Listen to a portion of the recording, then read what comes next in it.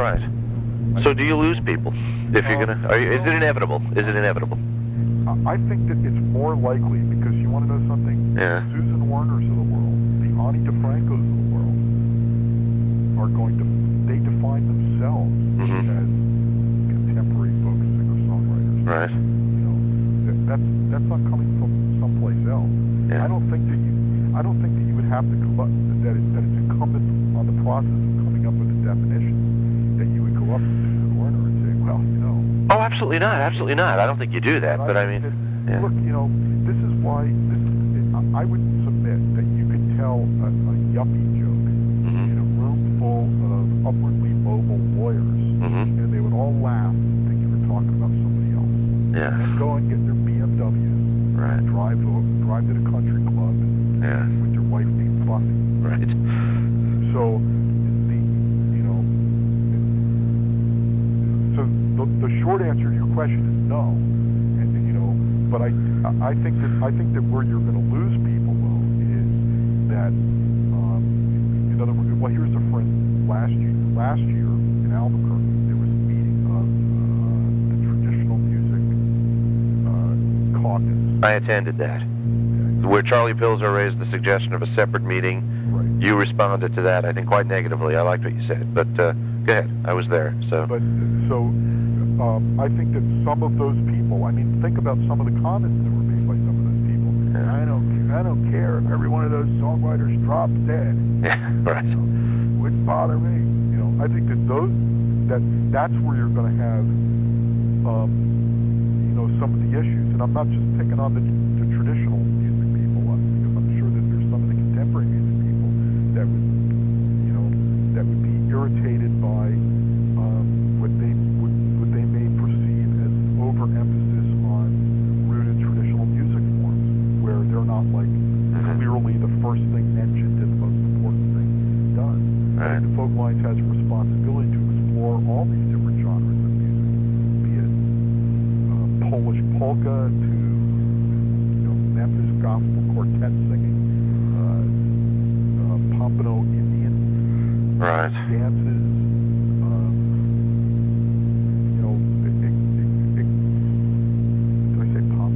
Yeah, right. Indian dances, to contemporary singer-songwriters, and I would include all of it in there. That would be my swipe at it. Right. So I wouldn't disclude it. I wouldn't take sort of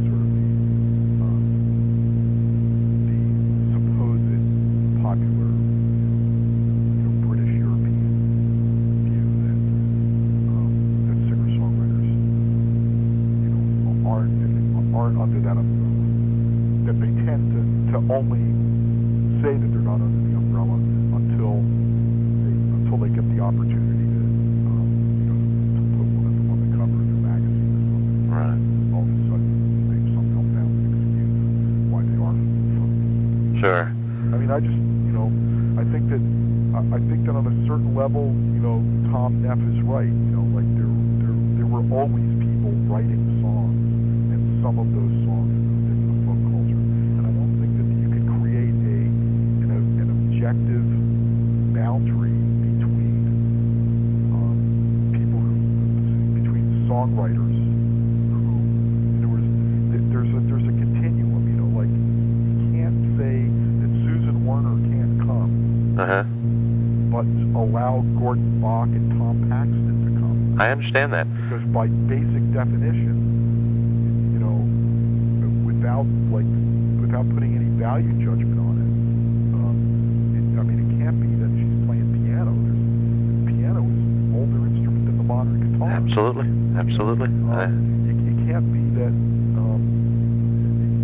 I don't believe that there's a legitimacy to the issue of electronics or whatever else. I think the only reason why, the people who Francis Child collected ballads from weren't using Casios because they weren't there. Yeah. I think, personally, I think that, those electric keyboards are the dulcimer of the latter 20th century. Right. Because they're accessible, cheap instruments you can buy through the mail, and anybody can afford them and make music with them. And so But I digress. Well, I'm curious about, as far as the Casio goes, I'm thinking privately, it's what my 9-year-old son is learning to play music on, and he's going crazy with it. He loves it. So it's because we can afford it. and with a kid who you didn't know, you don't know if he's going to play it in the next month. So that's what you do. I happen to really love very hardcore traditional music. Yeah. The stuff that field recordings are made of. Right. I don't, but I also know that that realistically in 1999 that A, there's not a lot of that left in the world. Yeah. B, what there is becomes, it becomes like an academic's hiding of what of what's real, what really is the music that's being made by the folk. Sure. Mm-hmm. I mean, Charles Seeger wrote a historic paper back in the 30s called "The Folkness of the Non-Folk," right? Non-folkness of the folk that dealt with a specific issue. Folklorists would go in someplace and say, "No, I don't want those dirty songs that you're singing. I want the sacred songs." Yeah. Or Ralph Linzler meeting Doc Watson while he was playing rockabilly at the bar, because he was doing some other collecting work with Clint Howard and Red Price, and they said, "Oh, well, there's this guitar and blind guitarist," and then going to him and saying, "Okay, don't play any of the stuff you like to play anymore. Play these old songs." Telling him what is said to me. So here's this, college-educated Jewish guy from the Northeast going down and telling this guy that actually lives in Deep Gap, West Virginia, what it is that he's, I'm sorry, North Carolina, yeah. That he said, what it is that he's supposed to be playing. Right. So, and then we all hold Doc Watson up as this icon of the traditional artist. Right. Well, but left to his own devices, he would have been playing Buddy Holly songs. Sure. So,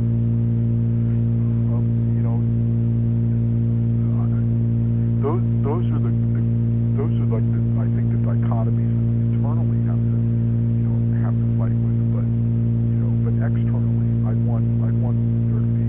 I mean, what I've talked to Phyllis about is I'd like to see the Folk Alliance take on a campaign that would be, like the NBC has or one of the major networks has this thing where they have like stars come up and they talk a little bit. They say, what you know, or something like that. What about it? I think that like a slogan like that would be folk music. It's not just what you think. Uh-huh. And have like a series of posters that would be, cowboys singing around a campfire, or somebody, like gospel choir, an African band playing someplace, a singer-songwriter in a coffee house. Right. A bunch of people having a Celtic session, and just really to make the case to people out there, because I do think that one of the unfair swipes that's been done to folk music, as I have recognized it throughout my adult life, is that generally, if you stop somebody in the street and say, "Well, what's folk music?" They're going to come back at you. "Oh, yeah, you mean like Bob Dylan, or, Right. Whoever the person is that they're envisioning, Jewel." Yeah. I know what folk music is, but few of the regular unwashed mass general public out there really recognize folk music to be all the, to really have at its pin, at its core, this rooted connection to community, to history, and that's what makes it folk music. And I think that's the part that we need to reclaim. And that's what I'd like to see the folk life.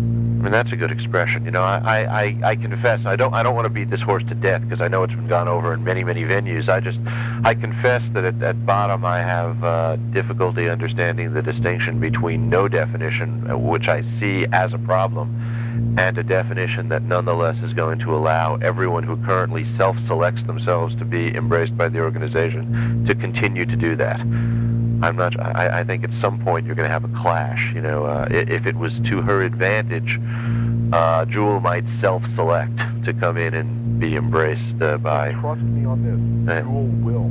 Okay. At some point in time. Right. And I've been in this biz for almost 30 years, and I'm here to tell you that her fame is not going to last forever. Right. Not the way pop music works.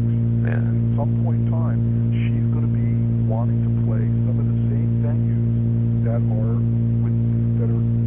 in the radar of folk presenters. Right. Because she's going to be on the way down. Yeah. And so I just, if the context that she's presented in is one that, an argument can be had that Joni Mitchell as the source artist, has given birth to a whole series of genres. A genre, right. That there are touchstones as you go along. Right.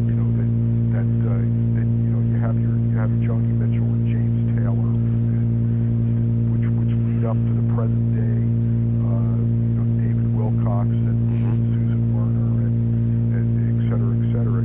So go to the Kerrville Folk Festival and see the grassroots nature that contemporarily written, semi-pop music right.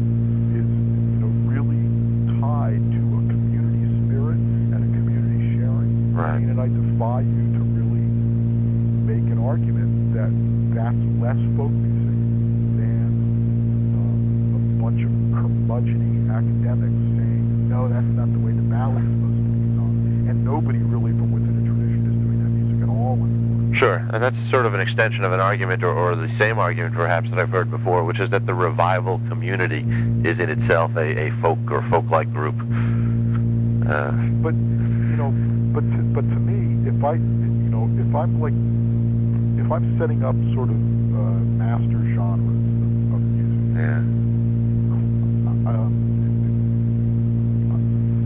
I can understand classical, I can understand jazz, I can understand rock. Yeah. As subgenres of music. Right. And then underneath each one of those, there are dozens, hundreds of subgenres. Right. Country, dozens, hundreds of subgenres. I think that folk should be able to similarly be in there. And I don't think that there are defined thick black boundaries around each one. Sure. In one category, it's not the other. Right. Because I think that you can look at rock and roll, and it can, rock music, and it can include Led Zeppelin, who a lot of their source material, particularly in their early recording days, were Chicago blues artists.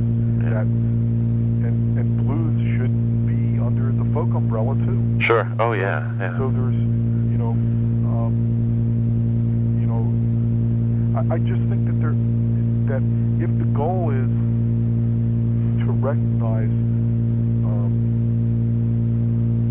folk music in a way that it's hard for a lot of our constituency to express it, but that we're looking for a way of being able to say, well, this is why this is folk music, this is why you might like this. Okay. Yeah. As like a label. Right.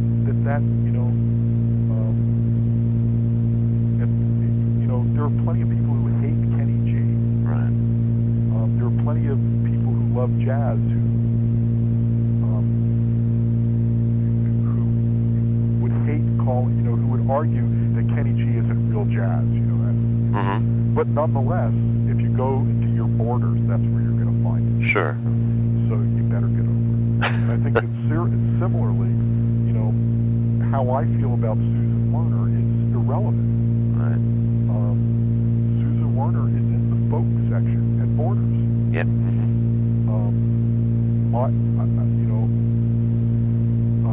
I would just like to see I would like to see the folk section a heck of a lot bigger, and I don't think that it's going to, as much as it may have an impact for more singer-songwriter stuff to be in there, I think it's going to have even more of an impact for there to be a lot more of the music that I like. Why has the alliance not succeeded? And maybe you disagree, maybe you think it has succeeded, but from my perspective, it seems that even looking internally, they haven't been able to bring into the conference, aside from the occasional or maybe annual assigned showcase slot, real vernacular communities making their own music, sometimes in an organized fashion with local arts groups or what have you. I don't see them there myself. Well, they're usually, they have been now. Mm-hmm. They're brought in, for like during the Lifetime Achievement Awards. Yes. That only about a tenth of the attendees actually are still sitting there. Right. Lunch and then leave to go schmooze because the stuff is considered irrelevant to them. I mean, all the stuff ties in with one another.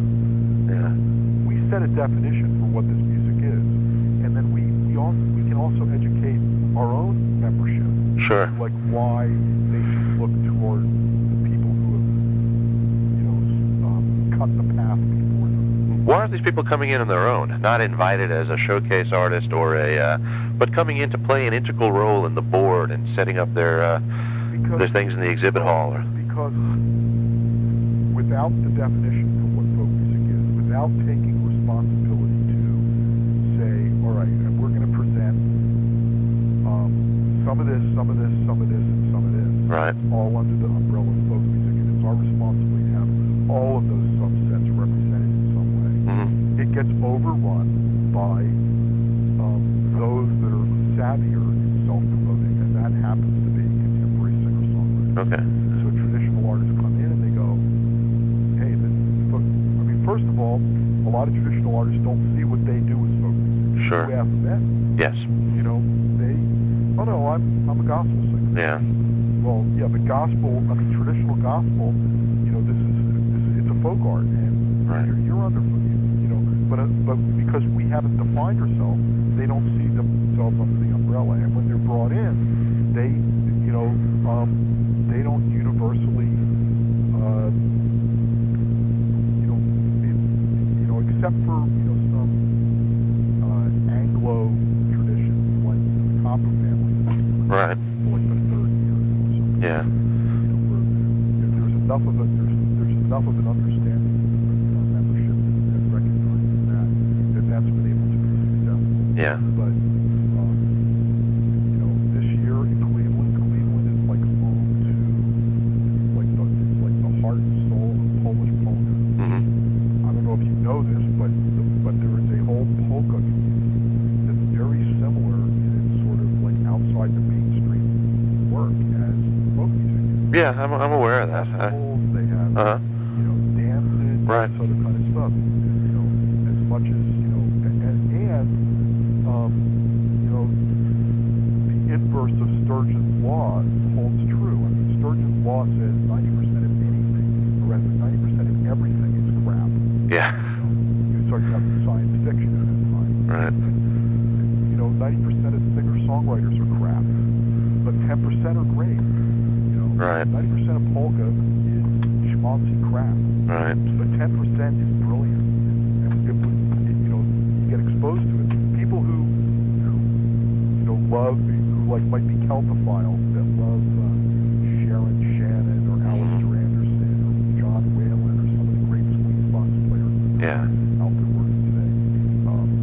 If they were exposed to some of the really brilliant instrumentalists on the polka side, they would recognize a lot of crossover there. Right. Same with Tejano and Conjunto. Yeah. It's a matter of educating our constituency on this front. And the one area that I do think that we should have a quota system that's based on, but it has to be based on something. I would base it on these definitions that we created. I would make sure that there were ballad singer, Cajun artists, conjunto, gospel, polka, klezmer, that there was some array of representation from that expanse of genres that fit under my umbrella that would be represented at every meeting. And if that was there, then, when we go to Cleveland and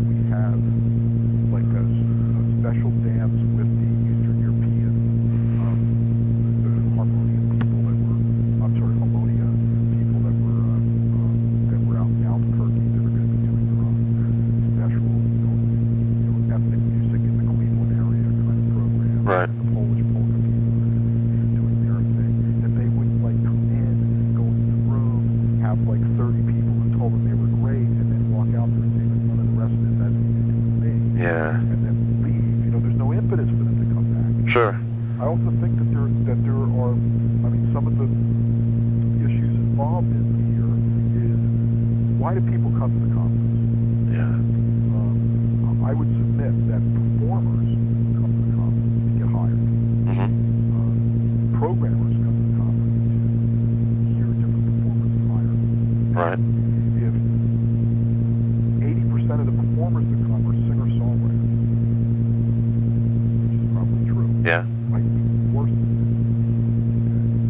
that, then even if there's a wider array of presenters there, that those that are not interested in hiring singer-songwriters or contemporary folk acts go, this isn't giving me what I need. Yeah. It's not giving me enough of what I need. So I'm going to go to APAP instead, because I can book my whole art series there, and finding these folkies, finding the singer-songwriters isn't the problem. Right. And then when those venues, when those buyers aren't there anymore, then it becomes its own self-fulfilling prophecy. Yeah. So I think that these are some of the mechanics issues that I think should really be the focal point of the staff, and maybe even setting some policy issues where the board is concerned. Well, I was going to ask you, is anything going on in that direction? Is there any outreach to other communities? I mean, even as you were speaking, I was saying to myself, I don't think even Living Blues goes to the exhibit hall, and that's run by savvy Anglo people who know that they're part of folk music if they want to be, but they don't show up. Is there? Actually, they were there. They've been there 2 or 3 times. Okay. But the problem with Living Blues is a different. There's excuses for any one individual. Yeah, I don't want to fixate on them. Is there outreach? Are there efforts to address this problem in an institutional way, so that the Folk Alliance starts looking like it has more of a variety of real vernacular music represented within the organization, work in the organization? Okay. Right now, here's a great example. This is one of the other reasons, one of the other problems that our committee has with showcasing. Mm-hmm. All the official showcasing of the Folk Alliance, every last bit of it was selected by 3 people. Uh-huh. Yeah. 3. Right. And my understanding was it was done over a 6-week period of time, that they previewed, selected, and assembled the showcasing from submissions of like 450 pages. Okay. It's not humanly possible. Yeah. Now, the exceptions to those rules are, that Phyllis has specifically brought in some special artists that are sort of on her agenda. Mm-hmm. Now, to me, there should be a subcommittee to the showcase committee, and this is part of the rest of the proposal that we put forward, that are experts in a given genre. Right. So that there's a group of people selecting blues, a group of people selecting Cajun, a group of people selecting Celtic, a group of people selecting singer-songwriter, a group of people select, et cetera, and that would enforce some kind of a quota system on the whole process that would give you more of a rainbow or smorgasbord of core presentation on the part of the Folk Alliance. Right. So it wasn't just some ghettoized stuff and then a whole bunch of singer-songwriters Right. out there stumping. It'll take work. Yeah. It'll take living with the fact that some people are getting pissed off because because all of the Folk Alliance efforts are going to be towards bringing in these genres of music that don't show up on their own palette. Right. I think we should be providing financial incentive for some of these traditional rooted artists, ethnic artists, local community artists to participate. Right. Meaning paying for them to come. Yeah. I'm not saying give them a fee, but I'm saying they shouldn't have to. Inequitably, a singer-songwriter has to pay for the room to showcase, and has to register for the conference and all that other stuff. I think there are some people that I think we're just going to need to present, and I also think we need to recognize that there are some inherent differences in the way that like to be able to participate in our community, and somebody that's out there with their own, booking agent, doing the coffee house circuit kind of mentality going on. Yeah. Go to the Smithsonian Folklife Festival every year, you'll see traditional artists being presented with a presenting folklorist. Right. There you go. I think every year the American Folklore Society meets identify some of those people who have actually done some collective work in a community and say, can you bring somebody? Yeah. And you would present them, and then have that be part of the showcase.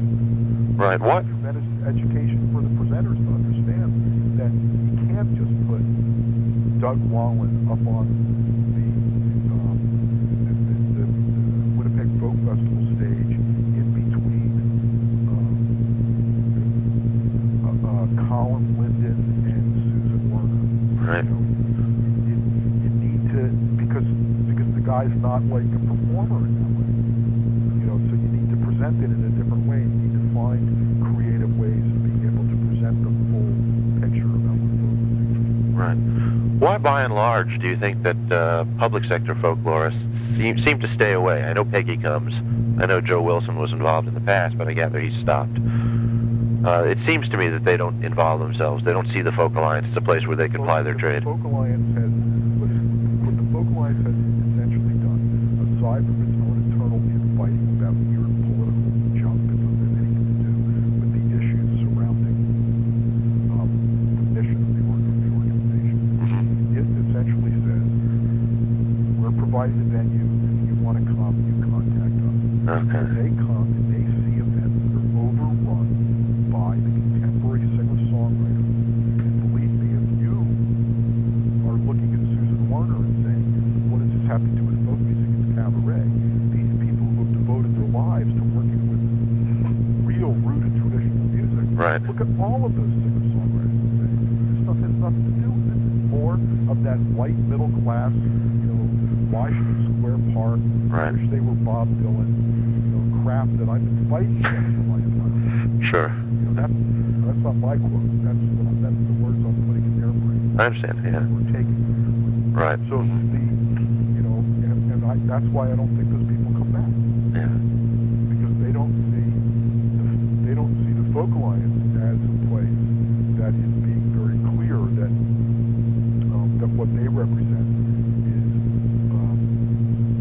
at the heart of what the Folk Alliance does. Yeah. So what ends up happening is every year there's a core group of new people to come, and there's a core people who just haven't figured out how to give up yet. Yeah.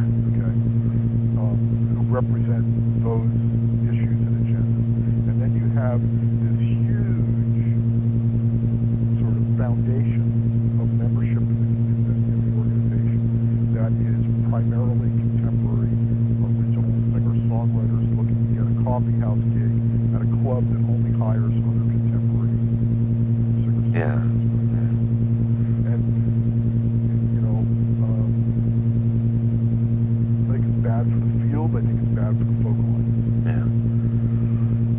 Do you think there's been any successes out of the 5 external goals, or even going beyond them? Any external successes that are? I think that it's a network. Okay. Yeah. I think that not just even beyond the annual conference and the international conference, I think that there's been a number of regionals that have been set up Yeah. that do a really great job of providing a forum for people to get together and compare notes. Right. It hasn't been so much true for me in recent times, where I feel, for Sing Out, I think that we're doing more giving than we're getting. Mm-hmm. But for those first half a dozen years especially, I more than made, got value for my dollar in expenses at those events, just from being able to put faces to names, come up with article ideas.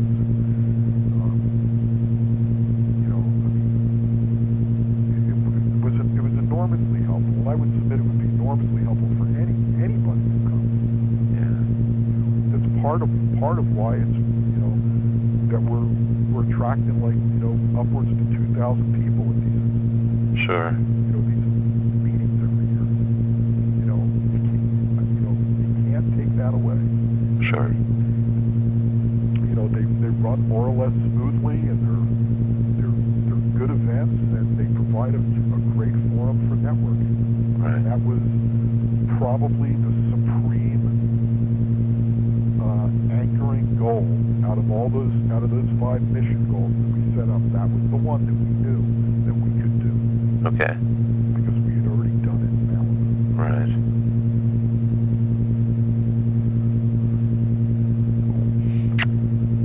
Oh.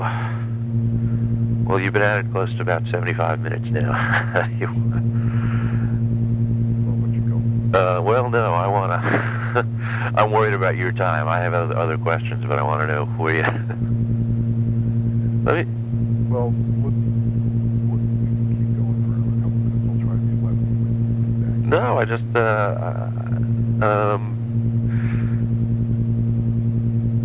I guess, where do you think, if I can try and sort of come somewhere where we can, where...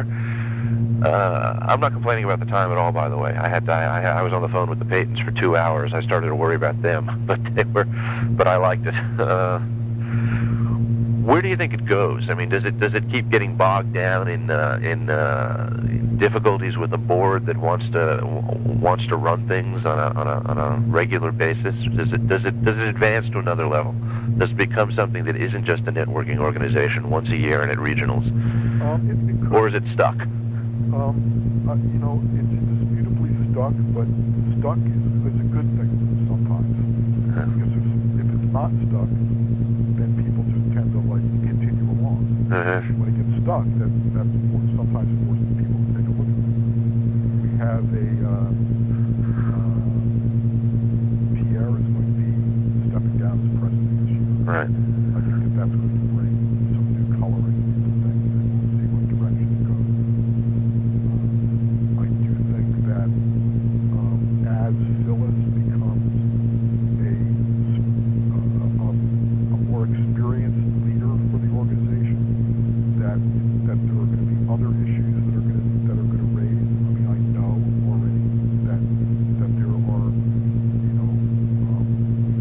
that there are some board members, one of which that I've already talked about, that just simply don't get it as far as what their role is in conjunction with what Phyllis is supposed to be doing. Yeah. And I think that those things are going to, they're going to have to come to a head somewhere.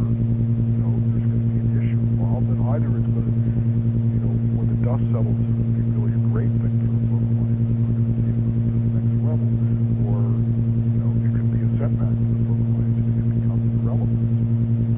Right. I do think that it has great potential. Right. Is the argument that you can't use a definition still the prevailing argument overwhelmingly? Is the sentiment shifting away from that? I think that when you come to, I think at the present time, if you go into a Folk Alliance meeting and say that you want to define folk music, that it's a combination of that you're either divided or ignored. Okay. And that there is a real resistance on the part of I'll say the board leadership, it's the board's responsibility to take that on. Yeah. And that they're too busy dealing with all kinds of little minutia things that they should just be the hell out of and let Phyllis do the work. Right. So I don't know. I mean, at present we have a board that's perpetuating itself. Mm-hmm. We had a slate that went out to the membership that said you had to vote for 5 people, and that there were only 5 There were 5 people. Yeah. That's not an election. I Yeah. thought that was like the Russian vote line, Right. not the North American vote line. So, Did that come about because people didn't offer themselves? Is that simply it? I mean, they weren't there? There's supposed to be a nominating committee. I It's part of see. the process that's set up. There's supposed to be a nominating committee that's out exploring, people to take on a leadership role in the organization. I see. And I know that there are some people who have made noises that they're interested and made noises to some of the right people that they're interested in, and they haven't been tapped for it. Right. And believe me, if somebody's willing to take on a role of being in the leadership position in this, Mr. Toad's wild ride of board experience, I say take them up on it. Right. I also think that there is a lack of education amongst our board into what a board is supposed to be doing. We don't have a lot of people that are on the board that have a lot of experience on nonprofit boards, Right. knowing what they are. And yet there are tremendous resources out there. I know you brought in a facilitator at the steering committee meetings. Has any been thought about doing something like that for the board? Has it, or every year as the board gets together, do a little? Well, a facilitator costs a bunch of money. Yeah. And will essentially do what they're hired to do. A facilitator's not going to come in and say, look, this is what the board is supposed to do. Oh, sure. No, I was talking about, but something along the lines of some education. I don't know. I left a leadership role an official leadership role in the organization after that first year. Yeah. And didn't, and haven't been to a board meeting or any type of official thing since then. I don't know what goes on. I hear some reports of it. We got brought a facilitator in because, it was originally suggested by Jim Hirsch at the Old Town School. Mm-hmm. Yeah.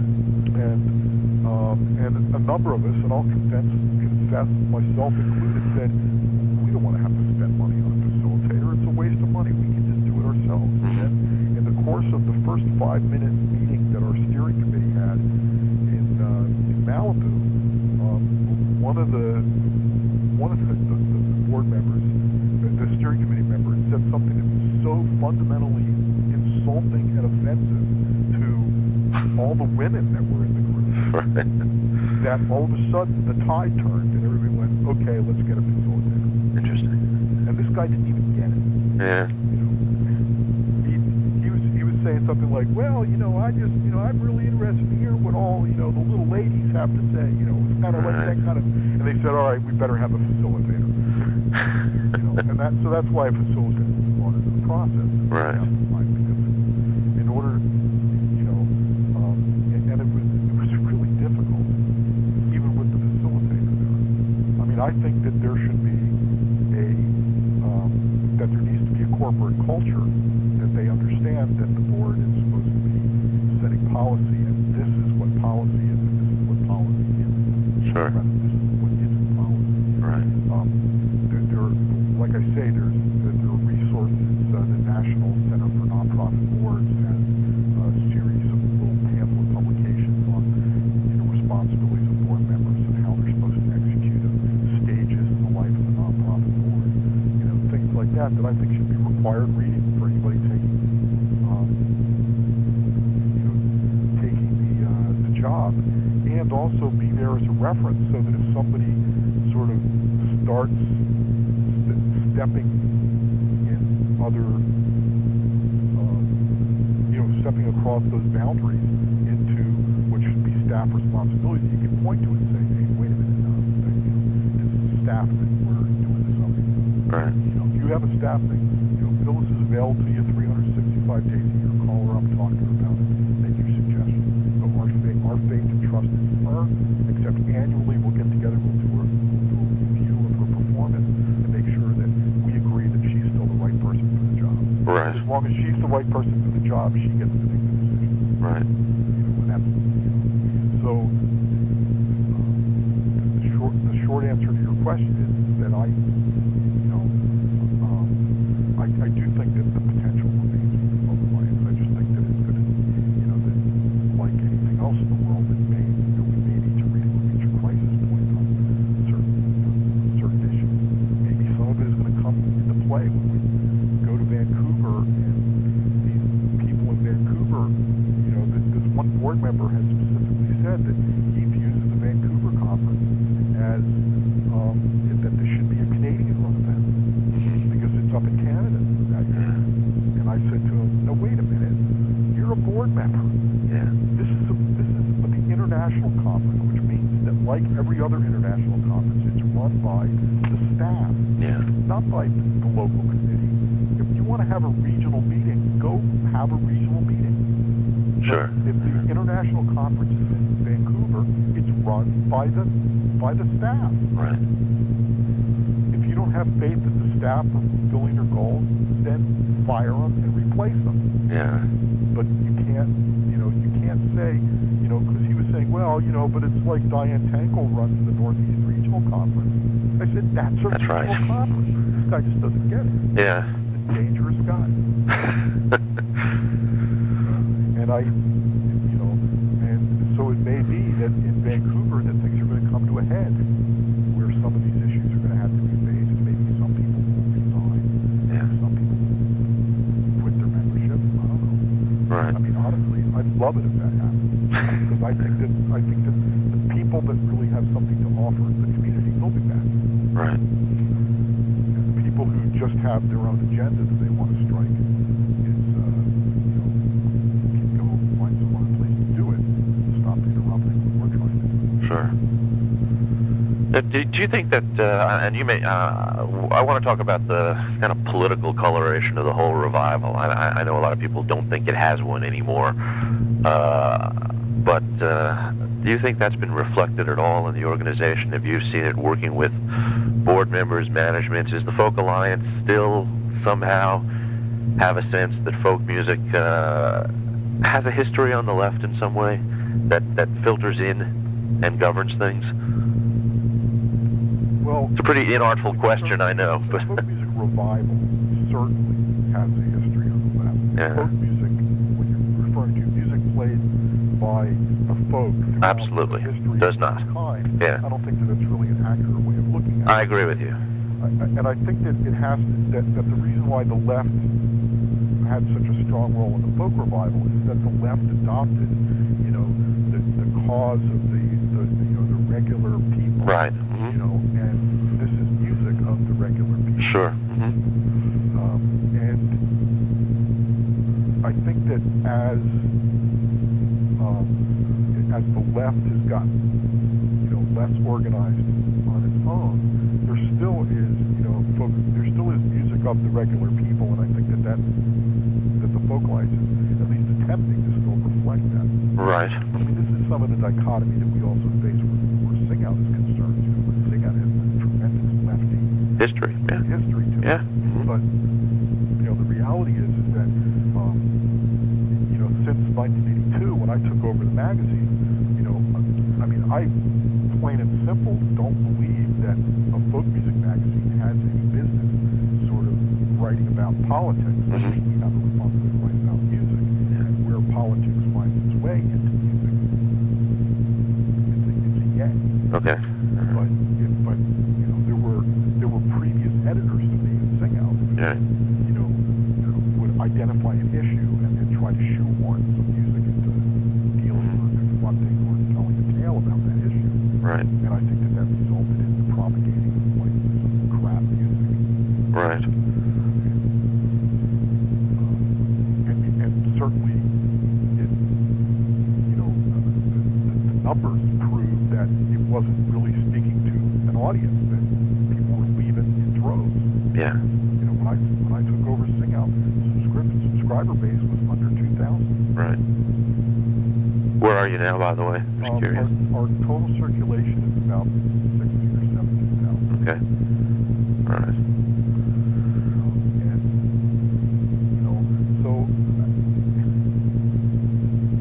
And I happen to believe that that telling somebody that they are empowered to tell their own story with music, to entertain themselves with music, to be participants rather than consumers, that in and of itself is extremely political.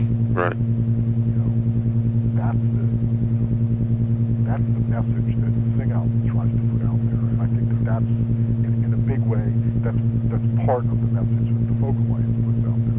But are there vestiges, strong vestiges, I should say? Of course, there are vestiges. Are there strong vestiges of that old leftist coloration of the revival that remain, in leadership positions in the alliance?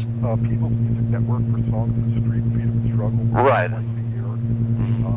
Yeah. Oh no, I know about some. I mean, in the alliance itself, that really play a role in a lot of those people, a number of those people participate in the alliance. Right. I think Diane does. Yeah. Yeah.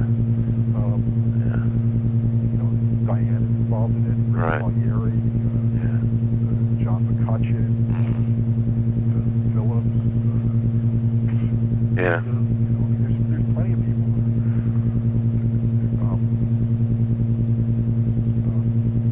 that are in there, and I would say it would be it would be unfair not to acknowledge the fact that generally fogies are left leaning. Mm-hmm. Yeah. I just don't think it's a defining kind of characteristic. Sure. I know a couple of pretty well-known singers on the circuit that have voted Republican in the last 3 or 4 presidential elections. Mm-hmm. So, you know, it would surprise you to find out who they are. You want to tell me? Or is that you'll let them tell me if I find them. You don't want to out them. I had one conversation with a guy who actually said that he intentionally never talks about any of this stuff because he's worried about the impact on his ability to earn a living. Right. Because if he came out as a Republican, he was escaped. Right. Right. Do you think there's you're in a good position to maybe answer this, I think, from Sing Out as well. The folk crowd seems older. Ani DeFranco notwithstanding, it seems like when I go to shows that I like that are of the part and parcel of the Folk Alliance, and I'm 45, it's an aging audience. Do you have any thoughts on whether that's true and why that's so? Well, you know, it certainly is true. Whenever you have, you know, this gets back to the other stuff that we're talking about.